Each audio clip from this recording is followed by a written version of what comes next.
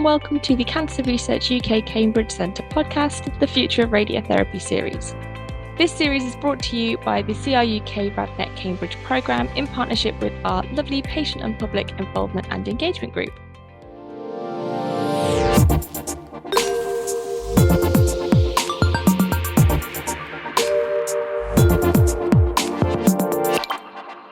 Hello and welcome to today's episode. I'm joined by Robert and Neil to talk about radiotherapy and climate change and what impact radiotherapy might have on the planet and how future practice changes could impact our carbon footprint.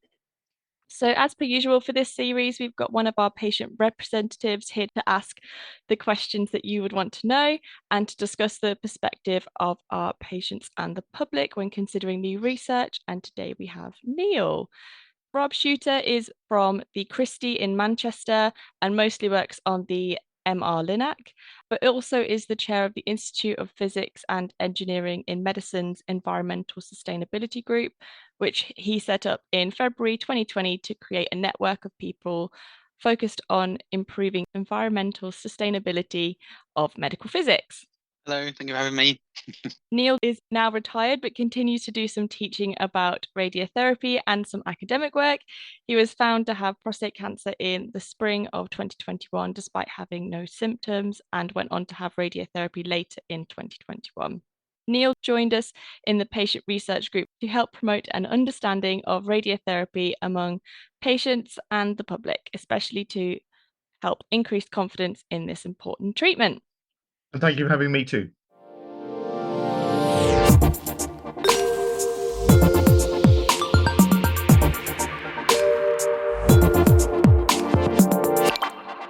To start, Rob, could we hear a bit more about your research into climate change and radiotherapy? Yeah, so a couple of years ago, I applied for some money for the Northwest Greener NHS Innovation Fund, and that was to carbon footprint radiotherapy. So radiotherapy treats about 50% of people with cancer. There's 120,000 people kind of a year, which is quite a lot of people. And you obviously want to understand what the carbon footprint and what the hotspots were within that. And after kind of quite a lot of work, we found out that it breaks down so that you'd think really that the treatment machine itself, what delivers your treatment, would be the highest carbon footprint. That only accounts for about kind of less than 10% of the carbon footprint. 70 to 80% of the carbon footprint is entirely from travel. So you're traveling to and from the hospital is the biggest carbon footprint. There's other things in there that are interesting. So the idle time, so when the Linac, which is what delivers your treatment, is doing nothing, it still has quite a large carbon footprint. And there's a gas called SF6, which is 23,000 times as effective as global warming as carbon dioxide is. And that's in all Linacs. And this is used to kind of stop the treatment deliver correctly. But that leaks, and because it's at high pressure. And that also has a surprisingly large carbon footprint. And it's those two things we'd like to talk to manufacturers about, because if they can change that, then that would make a big difference. But something we're hoping to look at with an NIHR application is hyperfractionation. So hyperfractionation is where rather than going for, say, 25 treatments, you go for 5 instead. And that kind of decrease in travel could make a very big difference, because as I said, it's about 70-80% of the carbon footprint of radiotherapy is from the travel. If we can reduce that by 75%, that would make a big difference. So that's probably a summary of it. Thank you so much, Rob. I'm so interested to hear about the difference in travel and the actual machine and things like that and what contributes to each. So I'm just going to introduce Neil a little bit more. So Neil, you've had radiotherapy yourself. Could you tell us a little bit more about your experience of radiotherapy and the treatment you received, please? I started off actually having an implant to the prostate using radioactive seeds, which was done as a day case under general anaesthetic. So my wife kindly drove me to the hospital and collected me later. And then I had radiotherapy to my pelvis and prostate, and that was done in 23 treatments. So I was very interested to hear Rob talking about the idea of reducing the number of treatments. And I know that this has been very, very effective in some conditions and in some parts of the body. It's been absolutely outstanding, has produced a really good benefit for patients. My oncologist wanted to treat me with 23 treatments, so that I got quite a small dose each day, which is a good way of reducing side effects. And I suppose at some point there will be a balance to be struck between carbon footprint let's say, benefiting from fewer treatments. But if the fewer treatments lead to more side effects, actually that might put the carbon footprint up again. So I suppose I would like to leave carbon footprinting out of the discussion about the number of treatment episodes. On the other hand, how we get to and from hospital is quite important. In Cambridge, there is a fantastic system for getting from the railway station to the hospital, the guided busway, but it does use a bus. And I think at the moment they are mostly diesel, but there are some biodiesel buses. So that would be an interesting way of changing things. I would also strongly support railway travel, which is cheap enough for people to want to use it.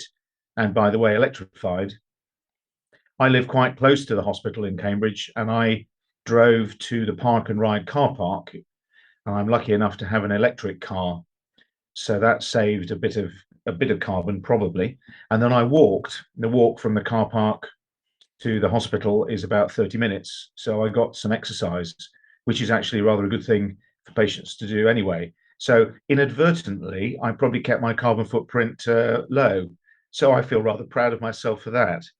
Rob, can I ask you a little bit more about the carbon footprint? How much does the NHS contribute to the carbon footprint? Is it a small amount or a large amount? So it's 5%. Well, it's 5% of the total carbon footprint of the UK is the carbon footprint of the NHS. So it's really high. That's huge. Yeah. And that has sort of motivated them, the NHS, to declare that it will be net zero by 2040, which is a huge ask, but a necessary one. And part of the reason why it's so necessary is that if the NHS has a carbon footprint, that then causes kind of more extreme weather, which then impacts patients. So it increases the amount of like emergencies we have because of the flooding and because of the heat and stuff like that, causes increased cardiovascular problems. Pollution is also very heavily linked to lung disease and lung cancer. So the NHS causes the carbon footprint, it's affected by the carbon footprint of patients, and then it kind of goes in a loop because the more patients you treat, the higher the carbon footprint gets, the more you cause extreme weather and kind of problems of climate change, and it goes around in circles. So it's important that it's done that. One thing I will say about your concern about the kind of the hyperfractionation. For some sites, there's not the evidence we need yet, but for certain sites like lung, prostate, and breast, there's really good evidence out there that really kind of third level trials that shows that hyperfractionation is equivalent to standard fractionation when it comes to toxicities and outcomes. So if you've kind of got that kind of clinical evidence saying they're equivalent, there's then that kind of feeling of like, well, if they're kind of equivalent to each other, there's likely to be a carbon footprint reduction and potentially a kind of a social benefit as well. If people have to travel less for treatment, it would cost them less. There's less kind of detriment to their kind of family life. There's less need for them to kind of be taken to treatments by their kind of partners. There's less time off work for people. There's huge benefits that way as well. So I think hypervaccination could be the way forward for this. Yeah, I mean, I agree with you about the sites that you mentioned, but there is a couple of provisos, really, I think. So just using myself as an example, my external beam radiotherapy was not only to the prostate, it was also to my lymph glands. And actually, I think it's quite good evidence that smaller dose per fraction is better. So why I wouldn't want patients to get the impression that all prostate patients should be treated with a very small number of fractions. That's really important. All needs to be evidence led, saying that if for that site, for that specific indication, they're equivalent, then we can start thinking about carbon footprints. Yes, I agree, and actually it leads into a conversation that should be more general with I think patients and the public, so that patients and the public understand there are lots of exciting changes, and actually there are some changes which will help patients and at the same time help the carbon footprint. Yes, yeah, and also it'll actually probably reduce the cost of treatment as well, right? Because if you're having 75% less treatments, it would free up capacity on the Linacs, which would kind of relieve some of the backlog we've got from COVID, and just generally free up capacity on the Linacs.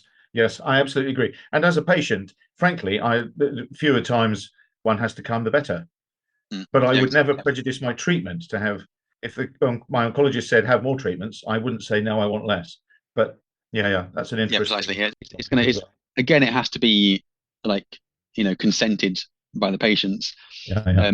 But I think ultimately, what I'd really like to do is have like a toolkit so that someone could compare. Basically, even you could do it online, so people could like select the different things they are having and see what the carbon footprint was, the ultimate carbon footprint sort of thing. So like surgery would give this, brachytherapy plus PET scan would give you this, radiotherapy plus PET scan, CT and MR would give you this. It wouldn't be theoretically that hard to do. And then you could almost have like sliders saying how far you travel. I think it'd be fascinating to be able to do that. And at the moment, because there's there's not much data or very little data out there about that, it's a long way away, but it is doable and it just needs to be more of a focus. So what would you do in hospital as your first step to try to reduce the hospital's carbon footprint? That's interesting because there's a lot of things that need doing. So one of the main things that needs doing, I don't know about everyone else's hospital, but our hospital, we heat it as well as cool it at the same time, which is balmy. So insulation would solve a lot of that. So my office, when it's sunny, gets to like 36 degrees, which makes it unworkable as well. But then in the winter, it's freezing because it's got a metal roof. So just simple insulation that has been around for decades or even millennia would solve a lot of those problems. There's also the ability to the Christie has now started putting solar panels on its roofs. We've got a lot of flat roofs. A lot of hospitals have got flat roofs, or basically any roof that faces south could have a solar panel on it and would decrease the carbon footprint and cost of electricity to the hospital. And it doesn't take that long to like earn that money back. Okay, there's an initial outlay, which is tough, but after like 10 years or so, you've made that money back because it repays you in the fact that you have to buy less electricity. And that would just generally help the decarbonisation of the national grid in general, which is where we need to go to. Particularly with energy prices going up at the moment, that sounds like a really attractive proposition. Nicely, yeah. And it's we're moving house soon, and one of the first things I want to do when we move to the new house is put solar panels on it because it would solve our really, really large concerns about energy prices, but also start reducing our carbon footprint. It's something I'm obsessed by carbon footprints. There's an excellent book called How Bad Are Bananas by Mike Berners-Lee. And in that, the kind of subtitle is the carbon footprint of everything. And if you read that, you will start seeing the carbon footprint in everything. It makes you really, really fun at parties. But it does make you start thinking about everything you do. So we don't have a car. We have a cargo bike, which we transport my kids around in. And that is a kind of big effect. And it's just the next thing in that process for me is putting solar panels on the roof. They aren't particularly cheap, but we kind of added more money to our mortgage to try and make that work because I think it's important and needs to happen. And would you also put water heating systems on the roof? I've just come back from holiday abroad and those are everywhere. Yeah, I mean, I don't know quite how efficient they are in the UK, but potentially. Although I think if you have a choice between water heating panels and solar panels, solar panels is probably the way to go. But heat pumps are probably the way we also need to go as well. So that's essentially like it's like a reverse air conditioning unit. Rather than cooling it down, it heats it up. And they're also very efficient and electricity based. So if you're using electricity that's decarbonized, then you're not using any fossil fuels at all. So that would be another thing I'd like to do, but I think they're currently still quite expensive. Well, my local hospital is enormous, and I reckon it would have space for water heating apparatus and solar panels.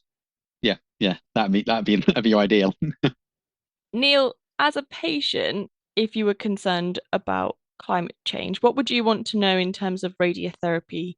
What would you want to know from your team that you saw there about climate change and radiotherapy? Well, I think my thoughts about this have changed as a result of the conversation with you and Rob. Wow. I'd like to know that a bit more insulation is going into the walls and the roof. I mean, where the radiotherapy machines themselves obviously have got very thick concrete walls, and you probably don't need any insulation. But the rest of the building, in general terms, needs a lot of insulation. And I'm certainly familiar with Rob's problems of a hot and a cold office. So actually, I'd like to know more about that. Obviously, that's much to do with the hospital more than oncology itself. I love the idea of generating electricity. I mean, wouldn't it be lovely to know that some of your treatment was delivered with carbon-free electricity generated from the solar panels on the roof of the hospital? That would be just fantastic. I also realize that radiotherapy machines, as Rob has alluded to, produce heat and need cooling. I think scanners are much the same. I would love to know whether that heat could be recaptured and used to heat the building in the wintertime, for example. Um, I don't know if that could be done. It's one of those things that we haven't really looked into yet. I think, as far as I know, there's so much research needs to be done in this. Like, if the NHS is going to go to carbon zero by 2040, or even close to that, there's so much time, effort, and money really that needs to go into looking at exactly these things. Or if those solutions do already exist out there, they need to be awareness needs to be raised of those, so that it becomes kind of general knowledge and more people know, there's this solution out there, let's put that in. But also specifically, like, kind of more conversations need to be had with the manufacturers of these machines. They need to be kind of shown that people care about this stuff and people are worried about this stuff. What are you doing? And that's another thing that the IPEM kind of group is doing. We are kind of engaging with as many manufacturers as possible to say that this is a concern that more people are going to have over time. What is it that you can do? And there's quite a lot of manufacturers are now starting to think about this. One of the best ones is Philips. Philips is really starting to get good at this. And there's kind of just the more that they're aware of it, the more we're aware of it, the more feedbacks are given to them that this is something they should do, the more stuff like that will happen, I think. Rob, that's really interesting to hear about manufacturers getting involved in this. And I suppose it would be useful for estates departments in hospitals to start to think about it, because I suppose there may need to be a degree of collaboration there. But I guess your Institute of Physics and Engineering in Medicine is an absolutely perfectly placed group to try to get that to start.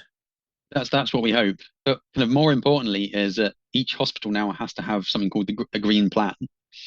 And this is sort of something that I think is now even legally binding, or there's something tied to it, maybe even funding, that means that each hospital has to have things like, it's like 20, 25 steps, and they have to meet each of these.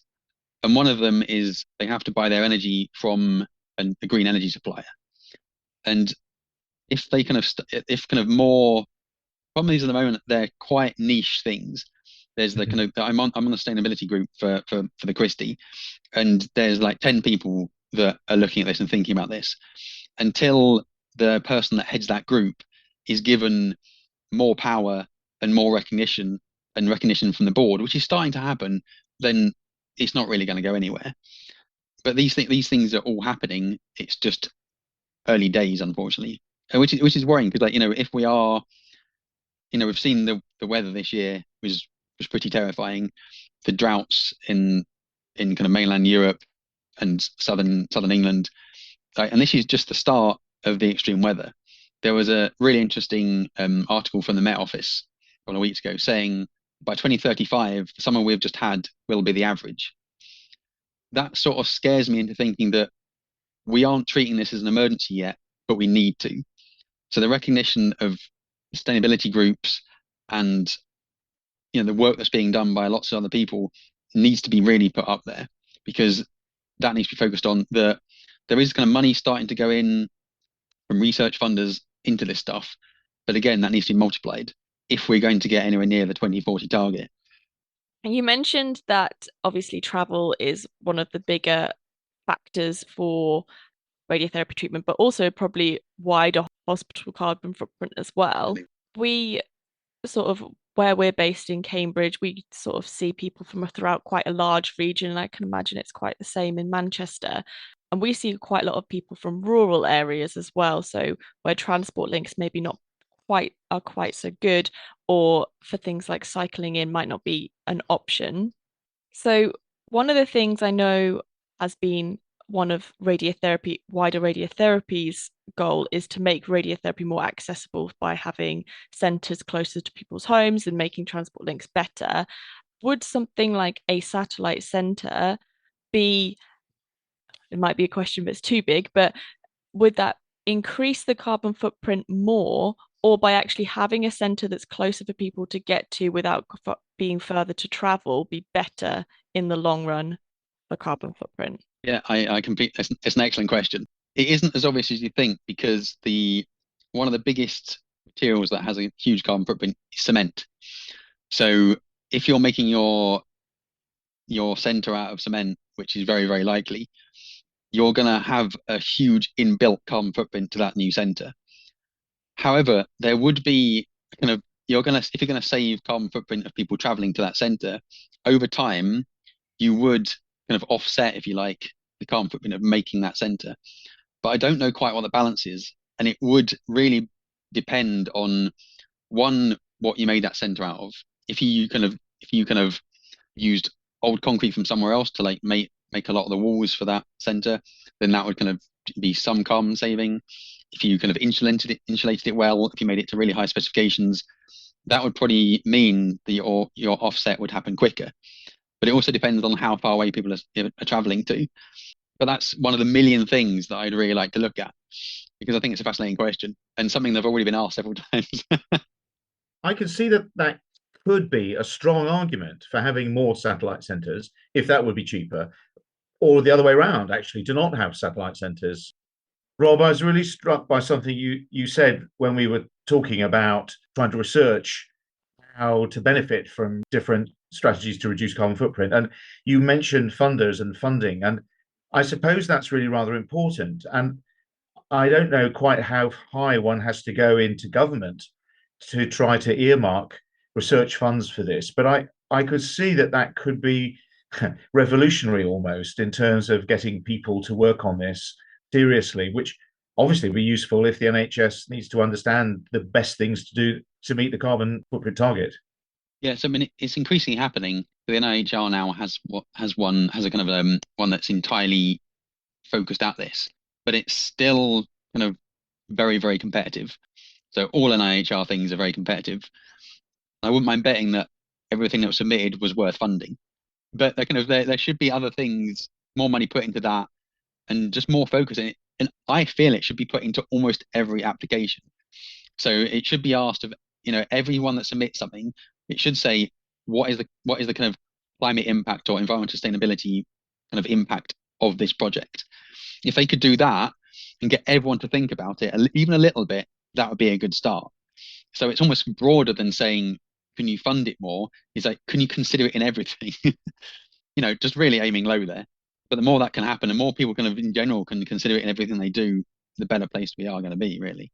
It's almost like when we ask people to consider patient and public involvement in their funding applications and things like that. It's almost saying this is important. We need to be thinking about it in everything we do. And the same way we should be considering the patient's voice in everything we do. We should be considering the climate. Absolutely. Like almost can we consider the planet's voice in this as well as the patient's voice? That's a beautiful phrase.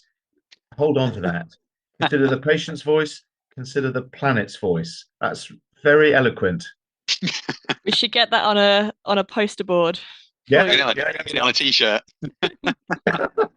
Robert, we have fired so many questions at you. Is there anything you'd like to know from Neil at all as one of our patient representatives, speaking of patient involvement? So Neil you did talk about this a little bit earlier about how you traveled to treatment, but kind of what made you decide how you travel for treatment? I suppose in a way there were not terribly many different options. My main alternative would have been the local bus service, and the tickets are too expensive. So that was very unattractive for that reason. Mm. I also felt that having 30 minutes walk each way from where I parked the car, which was free parking in the park and ride, to the hospital would be good for me physically, as well as perhaps mentally. And then I think that was vindicated, actually. Luckily, the weather was good. I didn't get rained on once, but then it is East Anglia. It's interesting because a lot of people kind of, it's something as basic as how much it costs or how easy it is to get there. I think you were in a way kind of quite fortunate that you didn't have a huge amount of toxicity, so you could walk. We kind of had a patient focus group a while ago, and a lot of this was discussed, and a lot of people were saying they would have loved to take in public transport, but the kind of toxicities they were getting meant they didn't really want to do that. And a lot of them mentioned that on the kind of buses and trams we have in Manchester, there isn't a toilet. And a lot of them had kind of bowel problems or bladder problems. and therefore needed a toilet kind of in easy reach. So and kind of another thing we had something similar with a group in London, and in London about 60% of patients took public transport to the hospital. Now Guy's and St Thomas is lucky because it's next to London Bridge, but it just shows you that if there's very good public transport links, people do use the public transport. And part of the reason why I think that public transport, or can we use the public transport a lot more there, is because it's trains, and on trains there's toilets, so there's less of that worry about the kind of your toxicities and how you're going to react. And also they're smoother, because another thing that was brought up by one of the patients is that she was in quite a lot of pain. So if you've kind of got a kind of a bumpy bus or a kind of tram that clackety clacks quite a lot, she was kind of always in pain, whereas trains tend to be quite a lot smoother. So trains is the answer. It's unfortunate that not many not many hospitals are next to a main train station. I think kind of Guy's and St Thomas might be one of the only ones that's lucky to be next to such a big train station. There might be others in London, like next to Waterloo, and then the other one I thought about is Birmingham Hospital is next to University Station. But there's not many that can kind of boast about being next to a train station. But kind of making public transport more accessible, cheaper, like you said, would be a very good start. Yes, I do agree, and I've seen patients, including my father actually, who found traveling by car quite difficult because of the bumps, which we take for people who are well take for granted, really. Mind you, the trams in Manchester are very smooth. Yes, yeah. But your point about the toilets is good, and it might even be as simple as having a degree of confidence. I should be all right, but if I'm not, there is a toilet. Yeah. If you have any degree of anxiety about the toilet, then you can't use that mode of transport, can you? Yeah, precisely. And I think a lot of people do, right? If you're suffering from diarrhea, you're not going to want to go to somewhere that hasn't got access to a toilet, right? And that's completely understandable. So I think it might even be simple as something as simple as toilet access, which would solve a lot of this. Yeah. It's kind of like, doing more research like this and more chatting to more people about this, that we'll find out the solutions that are that simple. But nothing is that simple, because even if that is the answer, how do we then make that happen is the problem. Yes. How do you make that happen? And I suspect it needs levers in all sorts of different places. Yeah. Many levers. Yeah. Because the other thing is, like, kind of it feels like, I mean, there's obviously complications with it, but hyperfractionation, as we discussed earlier, it feels like for the right treatment sites, for the right indications, it could be beneficial in so many ways.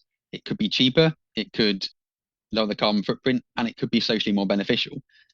But how do you get that changed? How do you do it so that more treatment centers can do more hyperfractionation? Because as far as I know, there's kind of like financial benefits from doing more fractionation, doing more fractions. So I think the Christie gets paid per fraction. So if it's doing 25, it gets paid 25 times. If it does 5, it gets paid 5 times. So that can decimate a hospital's finances. Like, how do you change that is what I really want to know.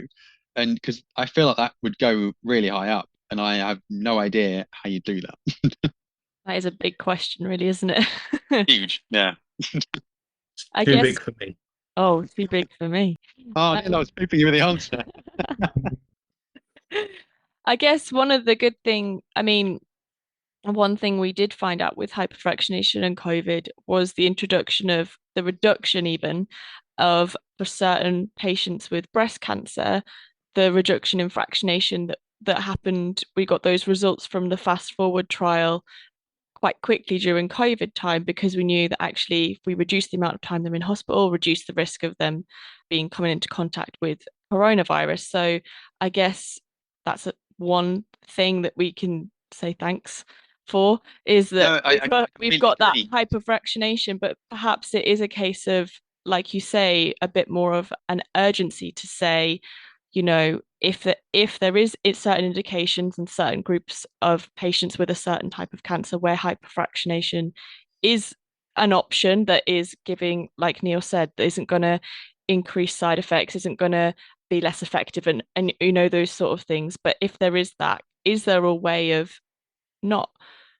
basically fast tracking the results to be say we need the results fairly soon if they're in that write up section of of, research where we're just waiting for things to be published? Is there a way of actually moving that along a little bit quicker, like we did see in COVID, where things were ready to be published, so that got done quite quickly so that we could get that standard practice in? That evidence already exists, and it's just a case of like, that evidence exists, how do you fast track it so it can actually be implemented more? And COVID was helpful for that. And the funding we got from the NHS actually deliberately looked at two different time points. One was before COVID and one was during COVID. And that's because you could then snapshot the change in hyperfractionation without directly looking at it. And that did show that. So for prostates, we're only doing 5% hyperfractionation. But for breast, we're doing pretty much all of them hyperfractionated. And you could then see the reduction in carbon footprint. We only did like 10, we only looked at 10 patients for each site. So we haven't kind of got a definitive answer for that. But it's tantalizing evidence. And that's why the NIHR application, I feel, is very important, because we could do this on a much bigger scale. And one of the things you want to do is we want to do it at multi-centres. So the Christie is involved in it, site in Swansea that's involved, Mount Vernon and Guy's and St Thomas. And part of the reason why we wanted to do that is because it also looks at very different demographics, very different catchment areas. The catchment area for Swansea is, most of Wales or most of South Wales. For Manchester, for the Christie, it's surprisingly small. The few patients we looked at, the average travel distance was about 14 miles, so it is quite small. That was only the few patients we looked at, but it's those differing catchment areas. And for London, the catchment area might be kind of quite spread out again because of the use of public transport. It would again show that kind of difference. So, and also difference in vendors. So is your Varian-made-Linac, does it have a different kind of energy usage than your Electra-Linac? Is tomotherapy kind of different? There's so many interesting things to look at. There was a really interesting kind of brief article published by a group in Hull looking at the energy usage of a Halcyon machine, and it was a lot lower than most standard Linacs. And it was kind of almost like, so what technology is in that machine that we can maybe start putting in other things? So it's kind of like snapshotting that and kind of comparing that I feel could kind of push this forwards. And what was the answer from the Hull Halcyon analysis? I can't remember exactly how much it was, but it was definitely lower for the Halcyon than it was for standard Linacs. I can't remember how much. I'm sorry, I meant what technology is in the Halcyon that would Oh, I don't know. It was a very brief article. Again, it just showed how much there still is to know, right? Yeah. That someone did this kind of just happened. I think they were looking at it to just out of interest, like a monetary thing, and then they also realized, oh, actually, this is kind of has a lower carbon footprint too. So it's almost kind of serendipitous they found it out, and we can't. That's not how we can do science into kind of climate reduction, right? Is we happen to find it out. It's how lots of things start, but it's not how to carry it on. Did you have any other questions at all? Sorry. It is quite attractive that some of what you're talking about could be measured quite directly, such as how much electricity do you use per day on that machine, how much on that machine. If you change the cooling system on the machine, I suppose that might not change the electricity usage. So maybe it could do. It's also surprisingly easy to do. You can buy these monitors. You just kind of basically clip to the cables that are kind of going into the machine, and it measures by induction the power usage. So we've already started doing that because that is fascinating in itself. All you've got to do is get a few of them and attach them to different machines in different places, and you've already started finding out that answer, right? But yeah, it's work in progress, as is everything. So I'm out of questions. I've got my last question, which I always ask last. Rob or Neil, do you have any other questions you'd like to ask at all? I don't think I have any other questions today, but it might be fascinating to come back and talk to Rob in a couple of years' time when so much more will have been found out. So my last question, I'll start with you, Rob, is where do you see your research sort of taking you in the next 5 to 10 years? Well, I suppose I talked about it earlier, really. That toolkit that can kind of find out the carbon footprint or just be used online to find out the carbon footprint of different things, that is where I'd like it to go. So we're putting in an application to IPEM to carbon footprint PET and SPECT imaging. these are kind of nuclear medicine interventions that lots of people have, and we don't know the carbon footprint of that. And that's kind of one piece of the puzzle. And then I'd like to do kind of like look at the carbon footprint of brachytherapy, which is done in a theatre. So that has got a vast amount of carbon footprint from the heating and ventilation systems are quite large with that. So that's what I'd really like to do, is kind of just take all those bits and piece it together into one tool that people can use to really compare the carbon footprint of different approaches. Thank you. And Neil, what would you like to see happen in the next 5 to 10 years in terms of this sort of research?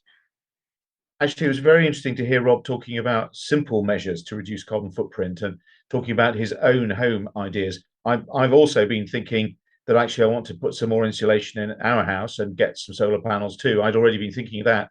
So I'd really like to see hospitals doing both of those things as well.